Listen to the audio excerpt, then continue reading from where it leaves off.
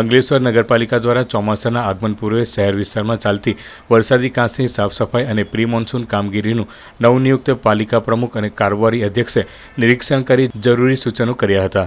અંકલેશ્વર નગરપાલિકા દ્વારા ચોમાસામાં શહેરી વિસ્તારમાં વરસાદી પાણીનો ભરાવો ન થાય અને સરળતાપૂર્વક નિકાલ થાય તે માટે પ્રી મોન્સૂન કામગીરી શરૂ કરાઈ હતી. પાલિકા દ્વારા 2 વિભાગમાં પ્રી મોન્સૂન કામગીરી વહેંચવામાં આવી છે, જેમાં શહેરની આંતરિક ગટર લાઇન અને ચેમ્બરને મેન્યુઅલ સફાઈની શરૂઆત કરવામાં આવી છે, જેમાં વરસાદી કાંસોની સાફ સફાઈ સાથે શહેરમાં વિવિધ વિસ્તારોમાં વરસાદી પાણીના નિકાલની મુખ્ય કાંસની સફાઈની કામગીરી હાથ ધરવામાં આવી છે. ત્યારે નગરપાલિકાના નવનિયુક્ત પ્રમુખ જિગ્નેશ અંડાળિયા, કારોબારી અધ્યક્ષ રાહુલ વામજાએ વિવિધ વિસ્તારમાં ચાલતી વરસાદી કાંસની સાફ સફાઈ અને પ્રી મોન્સૂન કામગીરીનું નિરીક્ષણ કર્યું હતું અને જરૂરી સૂચનો કર્યા હતા. આ પ્રસંગે જિલ્લા ભાજપના કોષાધ્યક્ષ જગદીશ શાહ પણ ઉપસ્થિત રહ્યા હતા. આજ રોજ ચોમાસાના આગમન રૂપે પ્રી મોન્સૂન કામગીરી જે ચાલી રહી છે તે પ્રી મોન્સૂન કામગીરીનું નિરીક્ષણ કરવા આવ્યા હતા.